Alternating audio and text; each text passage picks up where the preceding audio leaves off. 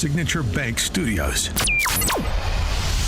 This is Chicago's Morning Answer with Dan Proft on AM 560. The Answer.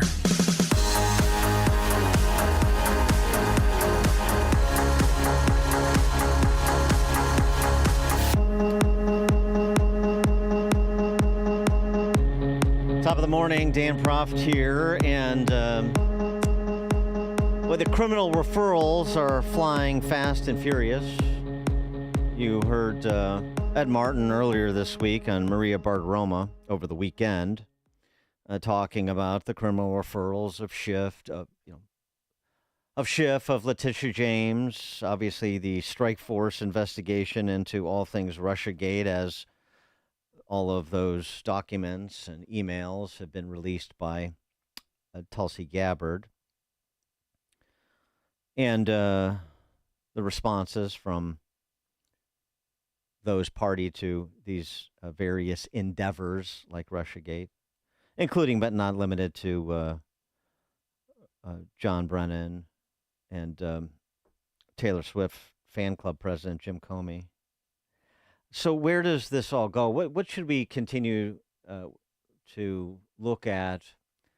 What deeper understanding of the deep state and its weaponization of government in the Trump area do we need to understand?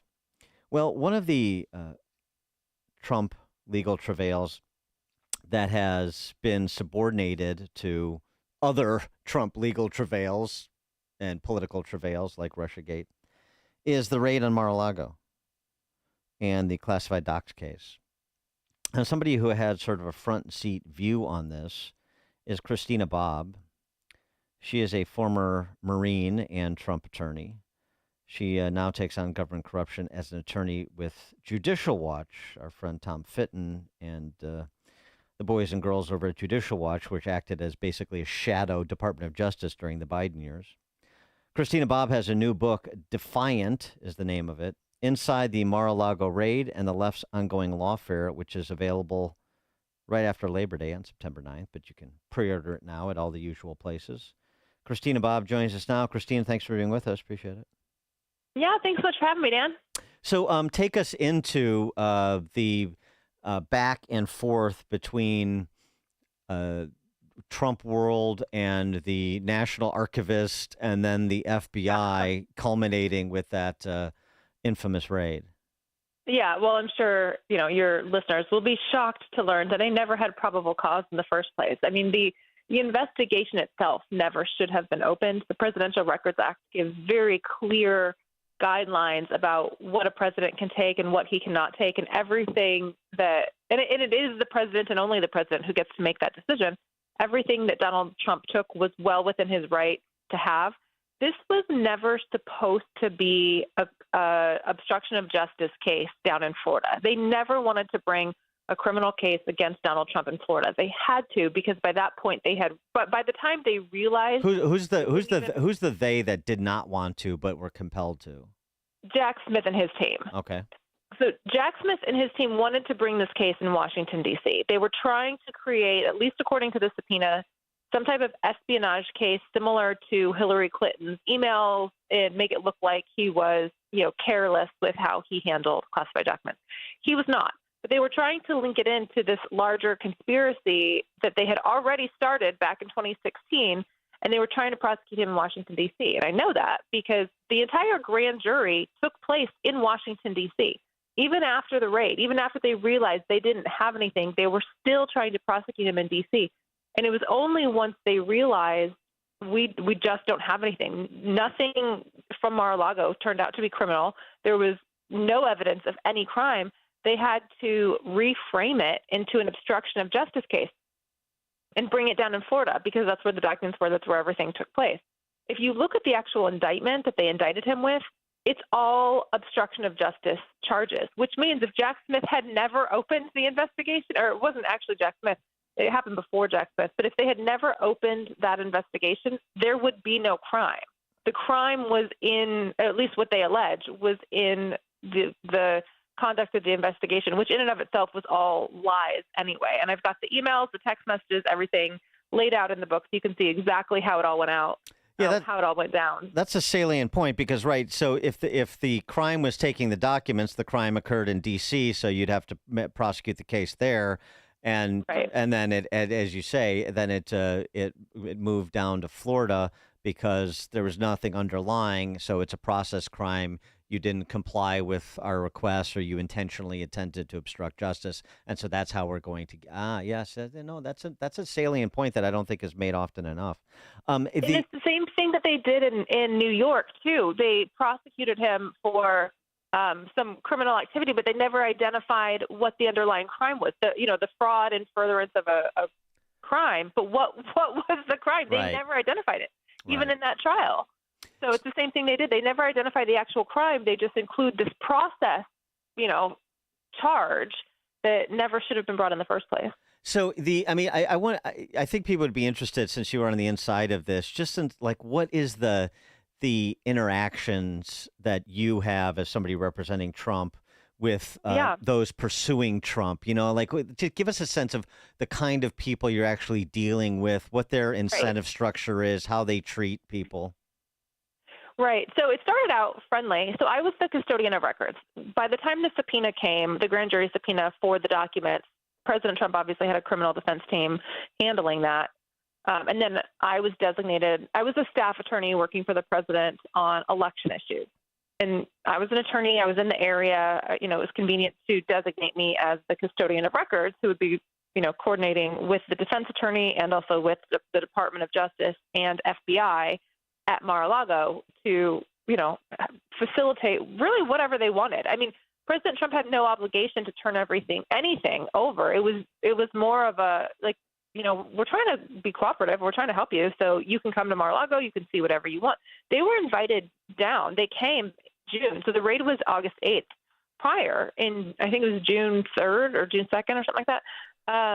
We had a meeting with them at Mar-a-Lago, and we're like, what do you want? What do you want to see? We'll show you anything. Everything they asked to see, they were allowed to see. So we thought, okay, well, it was cordial. It was fine, whatever. And then the next thing is they show up, with the SWAT team and raid the place.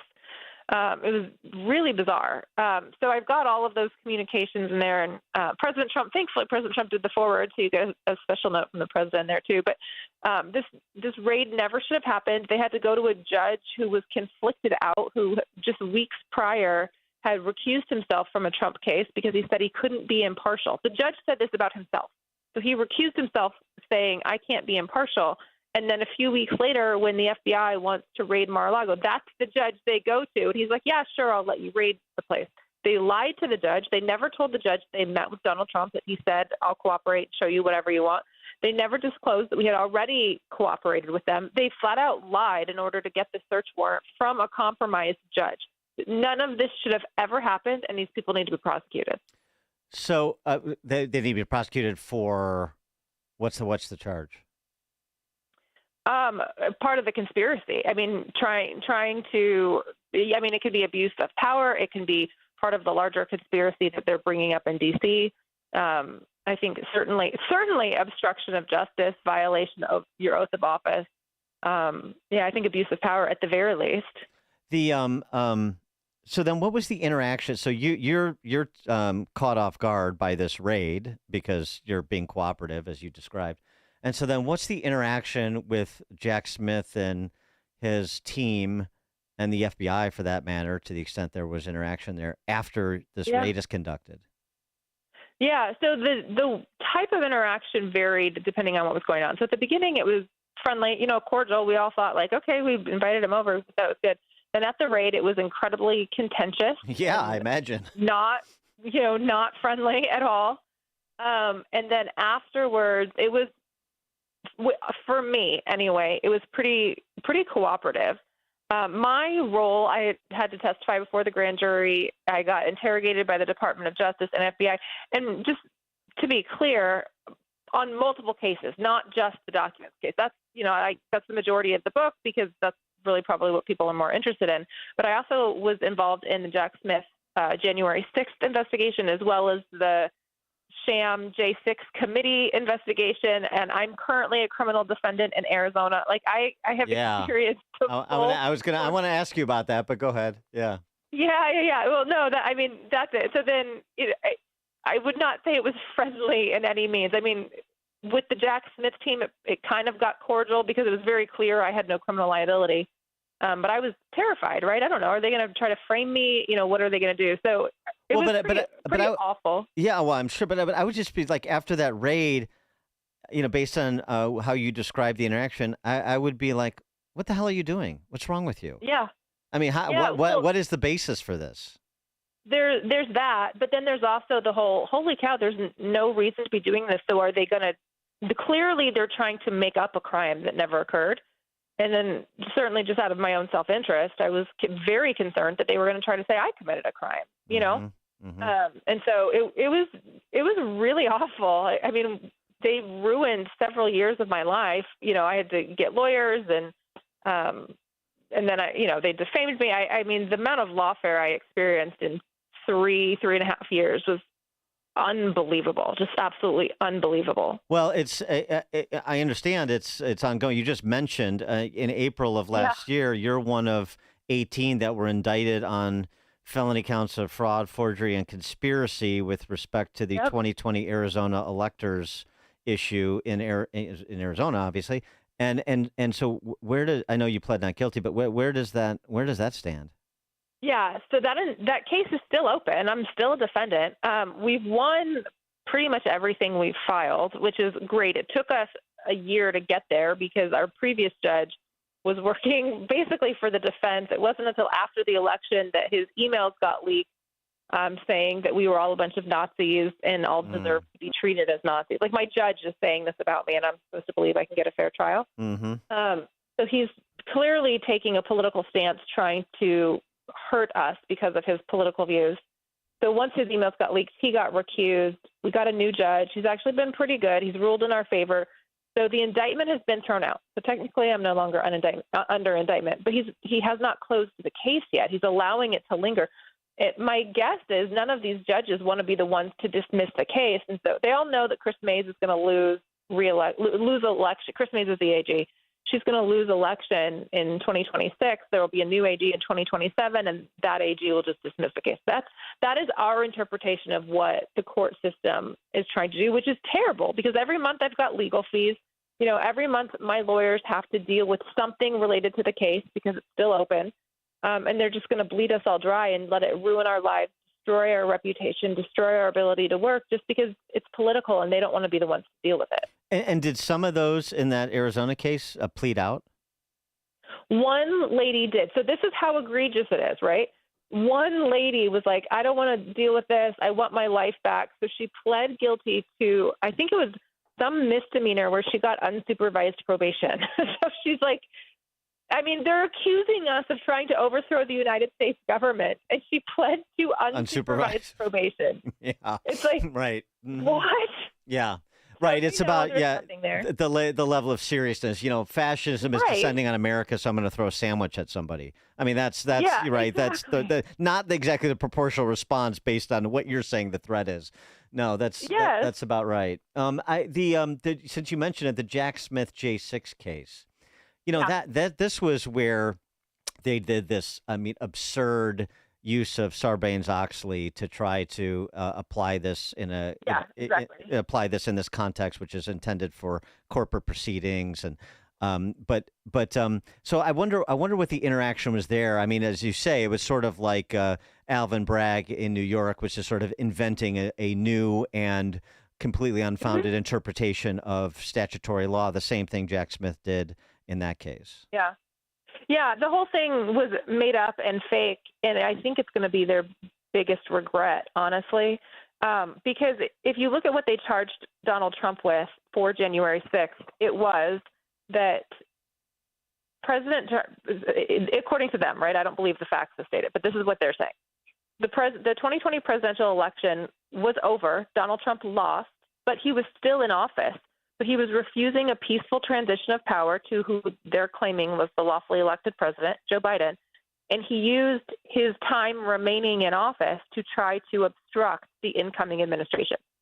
That is the crux of what they're saying about January 6th. It's always been the crux of what they're saying. I mean, if you remember back in 2020, they're like, oh, he wants to prevent the peaceful transition of power. Remember that phrase? Mm-hmm. And so that's what they accused him of. That is exactly what Tulsi Gabbard exposed recently when she released these documents.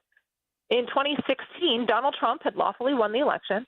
Barack Obama was still in office, and he used his remaining time in office to try to obstruct the incoming administration. It's like almost exactly the same thing, slightly different, facts, but pretty much exactly the same thing that they're alleging of Barack Obama. And so all of the precedent that they set by bringing that case, they have established it themselves. I mean, they're going to hang on the gallows they created. Accuse your opponent of what you're doing. That old ploy, right?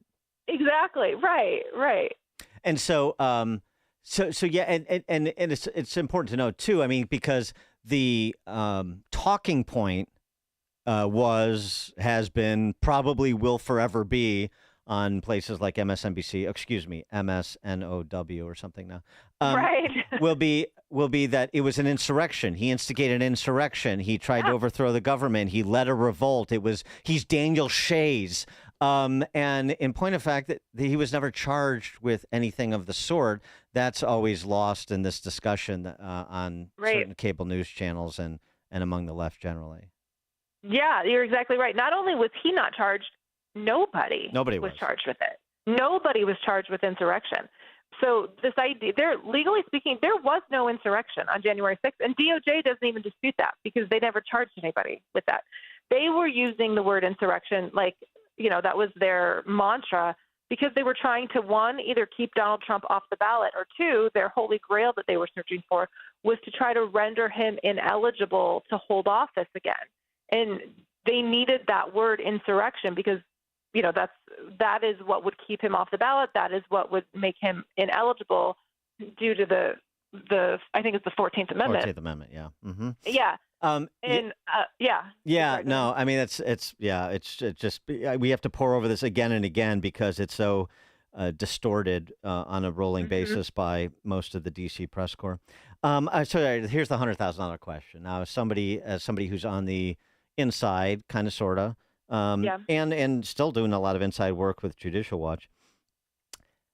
Everybody wants to know, are we going to see the kind of reckoning for some of these high profile and at one time very powerful actors that people believe is required to sort of restore any sort of semblance of faith in the federal government? You know who we're talking about, the Comeys, the Brennans, the Schiffs. What do you think? Yeah, the Clintons. Yeah, definitely. I would be shocked at this point if we didn't see that. I expect it to come. My personal question is, will it be enough? You can't just do one or two or a couple low-hanging fruit. I mean, you've got to cut the head off of this if we want to make sure it doesn't grow back. So, but yeah, I definitely expect to see at least a handful of indictments come out. I would also expect that they leave the grand juries open for potential further indictments. But yeah, we're going to see something for sure. Christina Bobb, former Marine and Trump attorney, now takes on government corruption as an attorney with Judicial Watch. Her book, Defiant, Inside the Mar-a-Lago Raid and the Left's Ongoing Lawfare. It's available September 9th, but pre-order it now. The book is Defiant. The author, Christina Bobb. Christina, thanks for joining us. Appreciate it. Thank you so much. And she joined us on the Turnkey.Pro answer line. The stories you need to know to start your day. This is Chicago's Morning Answer on AM 560. The Answer. It was a typical day. You were doing the usual, but then you met up with a friend at Weinstock Market and Lounge in Woodstock. Wow! The small-town charm and turn-of-the-century building set the tone for a classic outing. Their charcuterie pleased your palate like you never imagined. The Chicago beef sandwich made your taste buds dance. And the hand-selected wines from small vineyards around the world, so perfect. All paired with amazing live music. Weinstock Market and Lounge changes your day from ordinary to extraordinary. Weinstock Market and Lounge, voted McHenry County's best wine shop and best of Fox 2 years in a row. Open Tuesday through Saturday, 3 p.m. till 11 p.m. Live music on